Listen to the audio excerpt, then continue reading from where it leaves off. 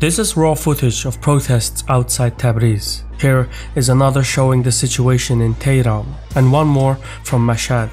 Iran is going through sporadic nationwide unrest, many led by young women burning their headscarves and cutting their hair to protest the mandatory hijab regulations. Iranians are fed up with the morality police, the clerical establishment, and even the supreme leader himself. More than 80 cities have seen large-scale protests. Dozens are dead and hundreds are injured and detained. Iran hasn't seen this level of unrest since 2009, when the Green Movement shook the foundations of the state.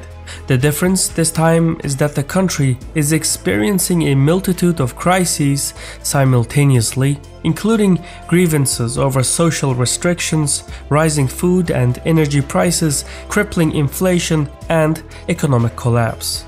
Still worse, Iranians are going out on the streets at a time when the 83-year-old Supreme Ayatollah is rumored to be ailing.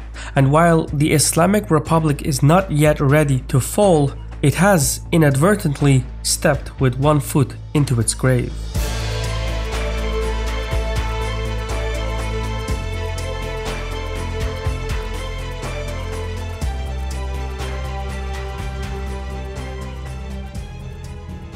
Today's video was sponsored by Established Titles, a project that helps preserve the woodlands of Scotland while supporting global afforestation. Established Titles teams up with international charities like One Tree Planted and Trees for the Future and commits to planting a tree for every order. The neat part is that Established Titles is based on a historic Scottish custom where landowners are referred to as lords and ladies. So, by acquiring as little as 1 square feet of land, you can call yourself a lord or lady. That doesn't actually make you a member of any royal family, but you do get a certificate with a unique plot number that shows you the exact whereabouts of your land. Here is where my plot is located, and if you use my landing page, you will effectively have your land next to mine within a few minutes of walking. That's pretty cool, not to mention it makes for a great last-minute gift.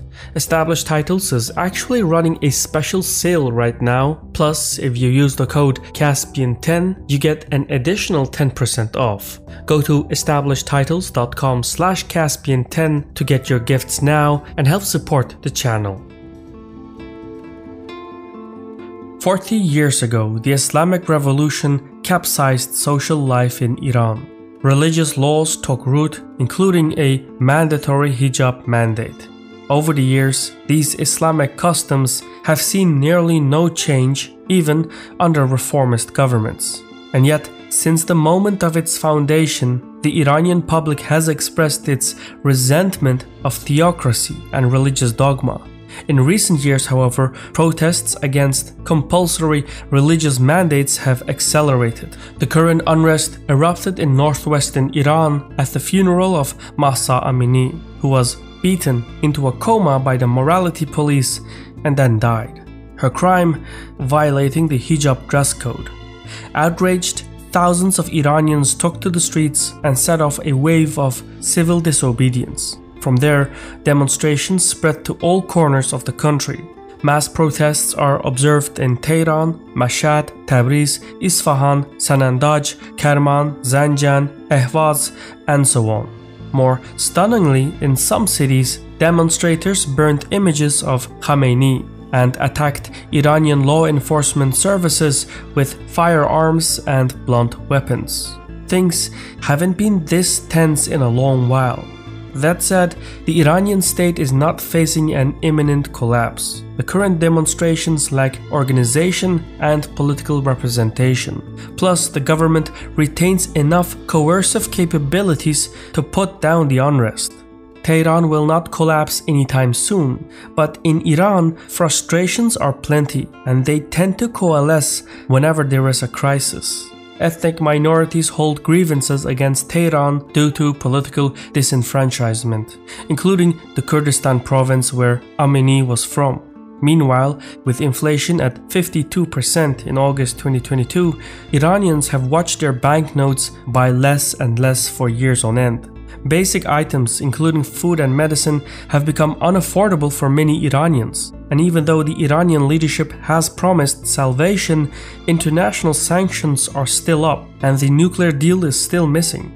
Iran's GDP dropped from $644 billion in 2012 to $231 billion in 2020. As a result, living standards in Iran have reached their lowest point in more than a century. Outrage and resentment are thus endemic, and the more resources Tehran pours into suppressing the unrest, the more vulnerable it gets in places elsewhere. So far, the government has tried to maintain control over the flow of information by restricting access to internet connectivity, telecommunications, and social media platforms. These efforts have isolated the protests into smaller pockets, preventing organization and keeping the demonstrations from snowballing into a full-fledged uprising.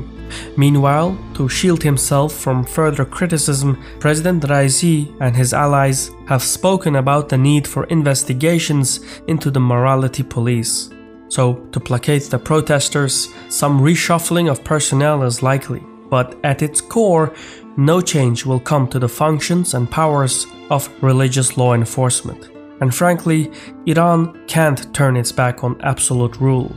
As a mountainous nation, Iran was historically ruled in much the same way as the Holy Roman Empire, a deeply divided realm with self-governing regions. Federalism defined historical Iranian states. However, in the early 20th century, Iran shifted to a centralized form of governance. This transition was brought about violently and suddenly, accompanied by a dose of repression. You can't have a revolution in white gloves after all. The Shah's dictatorship eventually ended, only to be replaced by a religious dictatorship. Since then, the Shia faith has kept the Iranian identity intact. Without it, Iran and its self-aware ethnic regions would drift apart. For the Iranian clerics, this means they view any social reform as a step towards decentralized power. So, for Iran to exist in its present form, it will consistently need a dose of either theocracy or autocracy.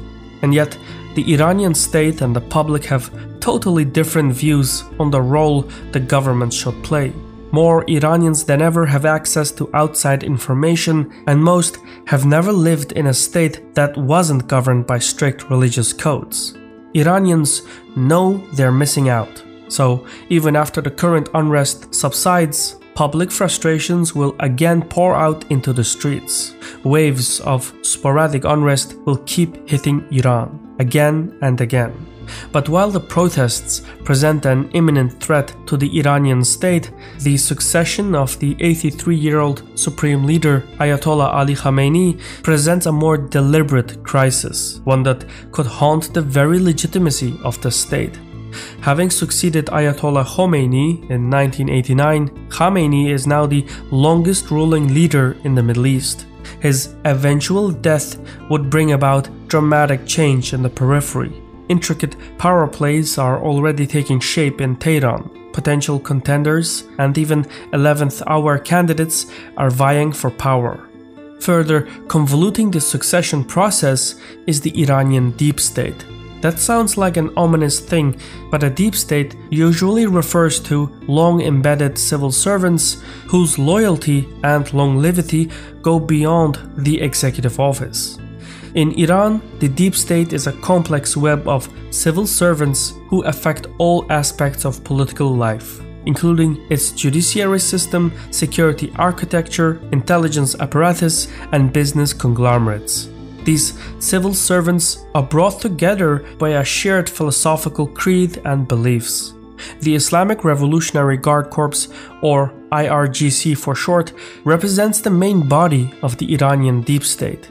One of their tasks is to combat infiltration within the political establishment. For instance, when reformist President Khatami wanted to liberalize some aspects of daily Iranian life, the IRGC took that as a threat akin to the glasnost and perestroika reforms in the Soviet Union. As such, the IRGC undermined Khatami's presidency by covert means. The same playbook was used again in 2009 to suppress the Green Movement and place its leader Musafi under house arrest. This is why the Tehran leadership is unwilling and frankly unable to reconsider its mandatory hijab regulations. Even an inch of concession is feared to ignite an avalanche of crisis, much like the glasnost and perestroika did in the late 1980s. The IRGC, together with Khamenei's office, audits and supervises the Foreign Affairs Ministry, Defense Ministry, Intelligence Ministry, Interior Ministry, and Justice Ministry. Khamenei is the architect of the deep state, but the IRGC is so powerful that if Iran were not a theocratic dictatorship, it would likely be a military dictatorship. The paradox is that all of this has happened before. In 1921, Colonel Reza Khan turned to politics and became Iran's prime minister. Later, in 1925, he overthrew Ahmad Shah of the Qajar dynasty and established the Pahlavi dynasty. What followed was a centralized military dictatorship, which, decades later, was replaced by a centralized theocratic dictatorship. So, in Iran, things can always go from bad to worse, even when it's unfathomable. While the state is incapable of reform, society is changing. Iranians are more aware of the outside world than previous generations. Much like during the Pahlavi era, the gap between the government and the public will gradually grow until they can no longer cope in the same place. The sanctity of Khamenei and the ruling religious establishment is no more. The next Iranian revolution is unpacking. Brief bursts of civil disobedience will remain sporadic and localized. But, over time, unfiltered resentment could turn into substantial anti-government demonstrations. Because those who make peaceful revolution impossible make violent revolution inevitable. I've been your host Shirvan from Caspian Report.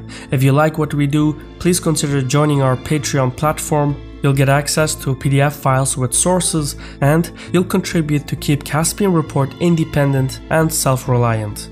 Thank you for watching, and Sahol.